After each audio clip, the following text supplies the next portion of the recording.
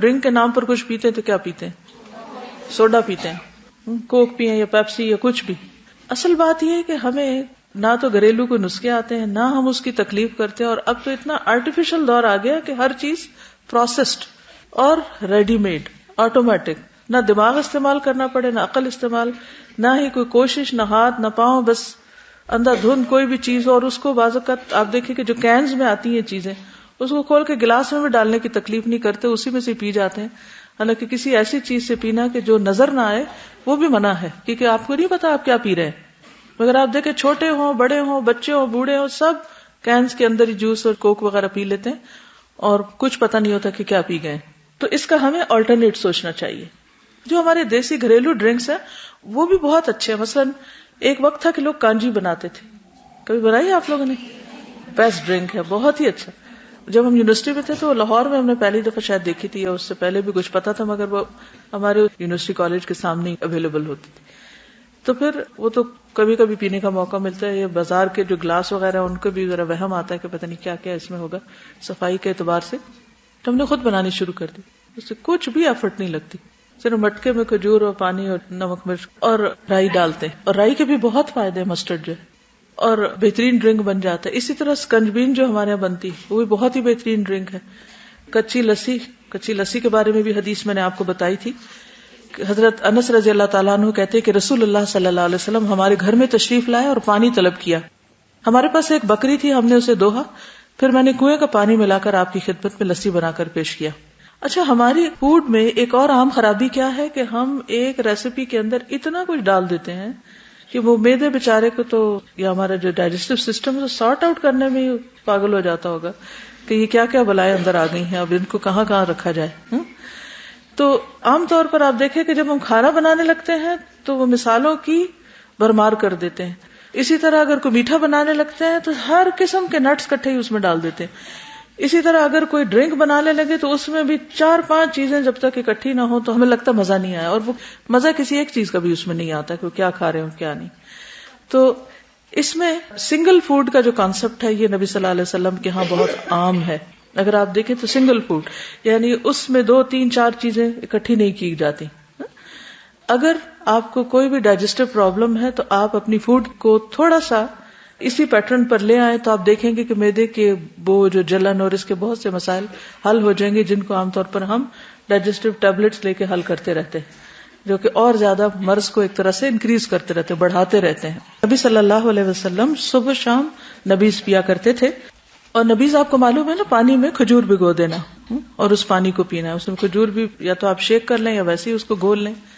رسول اللہ صلی اللہ علیہ وسلم نے فرمایا تم میں سے جو آدمی نبیز پیے تو اسے چاہیے کہ وہ اکیلی کشمش کی یا اکیلی کھجور یا اکیلی کچی کھجور یعنی ڈوکے جس کو کہتے ہیں اس کی نبیز پیے، ان کو ملا کر نہیں پیے. ٹھیک ہے، کھجور اور کشمش کو ملائے نہیں.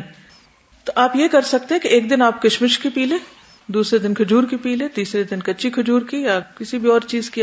جیسے انجیر کو بھی کئی لوگ ڈبو کے رات کو رکھ دیتے ہیں اور اس کا بھی ایک ڈرنک سا بنا کے پی لیتے ہیں، تو وہ بھی آپ کر سکتے ہیں. لیکن انجیر کھجور ہر چیز کو خلط ملط نہ کریں.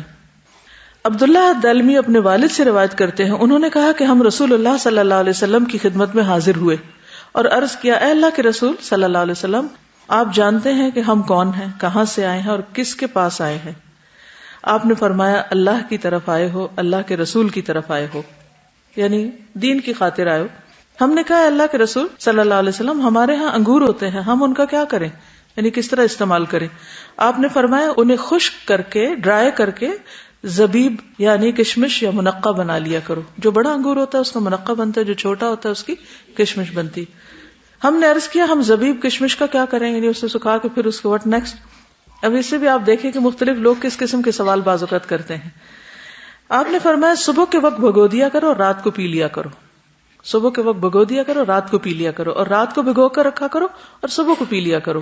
اور نبیز مشکیزوں میں بنایا کرو، مٹکوں میں نہیں، یعنی مٹی کے برتن میں نہیں بناؤ بلکہ جو لٹکنے والا مشکیزہ اس کے اندر بناؤ. اسے نچوڑنے میں جب تاخیر ہو جاتی ہے تو یہ سرکہ بن جاتا ہے، یعنی پھر وہ اس میں سکر پیدا ہو جاتا ہے، یعنی اور چیزیں بن جاتی ہیں، پھر وہ اس طرح پینے کے لائق نہیں رہتا. ہمارے ہاں میرا نہیں خیال کہ ایسے کسی ڈرنک کا کوئی رواج ہو. اچھا، ایسے ڈرنک کا فائدہ کیا ہوتا ہے؟ آپ کو انرجی بھی ملتی ہے اور پیاس بھی بجھتی ہے اور بھوک بھی کم لگتی ہے. پھر کھانا اور پینا دونوں کٹھے ساتھ ہی ہو جاتے ہیں. ٹرائی کر کے دیکھیں اس کو. پھر مہمانوں کو نبیذ پلانا.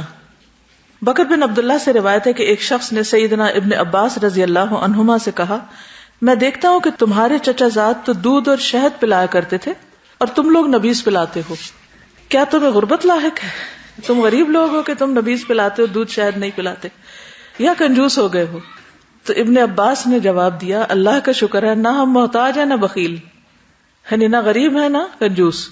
دراصل جب نبی صلی اللہ علیہ وسلم اپنی سواری پر تشریف لائے تھے اور ان کے پیچھے اسامہ بیٹھے ہوئے تھے تو آپ نے پینے کو کچھ طلب کیا تو ہم نے انہیں ایک برتن میں نبیذ پیش کی تھی. آپ نے اس میں سے پی اور جو باقی بچی وہ اسامہ نے پی لی. پھر آپ صلی اللہ علیہ وسلم نے فرمایا، تم نے بہت خوب کیا، بہت اچھا کیا، سو ایسے ہی کیا کرو. چنانچہ رسول اللہ صلی اللہ علیہ وسلم نے جو فرما دیا ہے اس کو ہم بدلنا نہیں چاہتے. یہ لوگ تھے نا جو نبی صلی اللہ علیہ وسلم سے محبت کرتے تھے. ہم جب پڑھتے ہیں تھوڑا رو دھو بھی لیتے ہیں کہ آپ سے محبت ہے، آپ کا ذکر آئے، درود شریف بھی پڑھ لیتے ہیں، بعضوں کو انگوٹھے وغیرہ بھی چوم لیتے ہیں، آنکھوں کو بھی ہاتھ لگا لیتے ہیں، اپنے ہی ہاتھ اپنے اوپر. اور پھر اس کے بعد یہ ہے کہ جب عمل کی باری آتی ہے تو ہم پیپسی پینا شروع کر دیتے ہیں. رو دھو کے بعد میں پیپسی پیئیں گے. اس کی کیا وجہ؟ ایک تو ہے کہ پتہ ہی نہیں ہے. نبیذ کے بارے میں کتنے لوگوں نے ان کلاسز میں جانا ہے؟ میجورٹی نے یہی جانا ہے نا. ہم نے پڑھا تو ہمیں پتہ چلا ہے. پہلی بات ہے علم نہیں ہے. دوسری بات ہے کہ علم ہے تو بنانے کی تکلیف نہیں کرتے. سستی، لاپرواہی، نیگلیجنس، کہ لیک آف موٹیویشن. کیوں کرے؟ یہ ہمارا تو رواج نہیں تو عربوں کا تھا.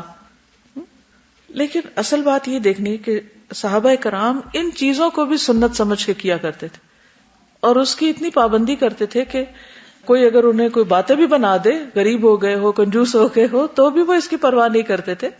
ایک چیز کو خوشی کے ساتھ، سنت کے ساتھ، پوری کنوکشن کے ساتھ کر رہے ہوتے تھے. تو اس لیے ایسا نہیں کہ دودھ ہنی میں کوئی مشکل ہے یا وہ نہیں پلانی چاہیے، وہ بھی بہت بہترین غذائیں ہیں، دونوں ہی بہترین غذائیں. لیکن یہ کہ گرمی کے موسم میں کسی کو دودھ شہد تو نہیں پلائیں گے آپ، ٹھنڈا ڈرنک نبیذ پلائیں گے، اور اگر سردی ہے تو اس کا کچھ اور نعم البدل کر لیں گے.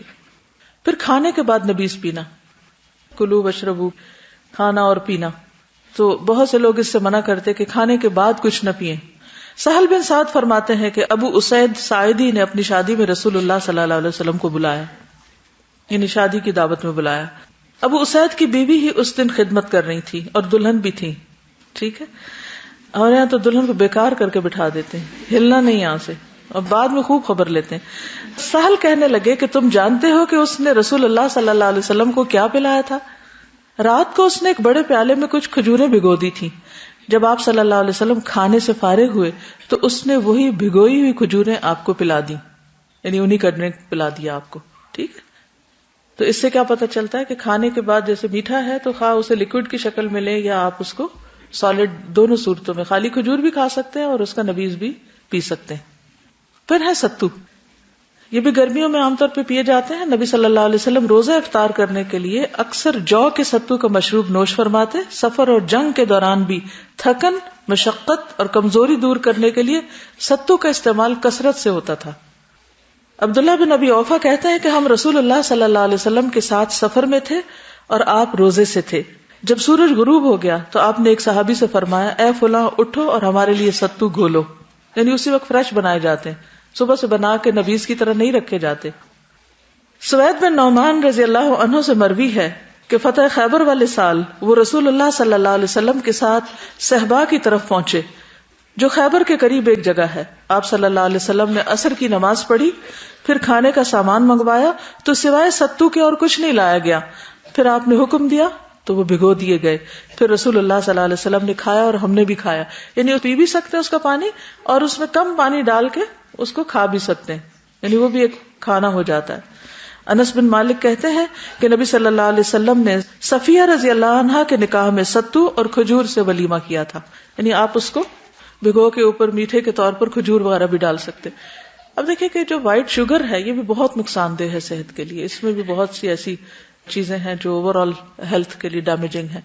ویسٹ میں تو اس کے خلاف اتنا کچھ لکھا پڑھا جاتا ہے اور اس کو وائٹ پوائزن کہتے ہیں. لیکن ہمارے ہاں عموماً ہیلتھ کے بارے میں اتنی انفارمیشن نہیں ہے، اتنا شعور نہیں ہے، اتنی اویئرنیس نہیں ہے. اینی وے، اس کا بھی آلٹرنیٹ کیا ہے؟ یا تو شکر ہو جو را ہوتی ہے، یا پھر یہ کہ شہد اگر اویلیبل ہو، یا پھر اسی طرح کھجور کے چھوٹے چھوٹے ٹکڑے آپ اس میں ڈال سکتے ہیں. جیسے دلیا پکایا آپ نے تو چینی گھولنے کی بجائے اس میں کیا کریں، اوپر میوہ ڈال لیں، یعنی کشمش ڈال لیں، یا پھر آپ کھجور کے ٹکڑے کر کے ڈال لیں، یا تھوڑا تھوڑا انجیر توڑ کے ڈال لیں، تو وہ ایک فروٹ اور وہ بھی ہو جاتا ہے اس میں. تو پھر اگر آپ اس کو کھائیں تو وہ ہر چمچ کے ساتھ اگر اس میں تھوڑا سا ٹکڑا کسی میٹھے کا آ جائے گا تو آپ کو شوگر کی طلب بھی نہیں ہوگی، ضرورت بھی محسوس نہیں ہوگی، اور وہ زیادہ ہیلدی ہوگا.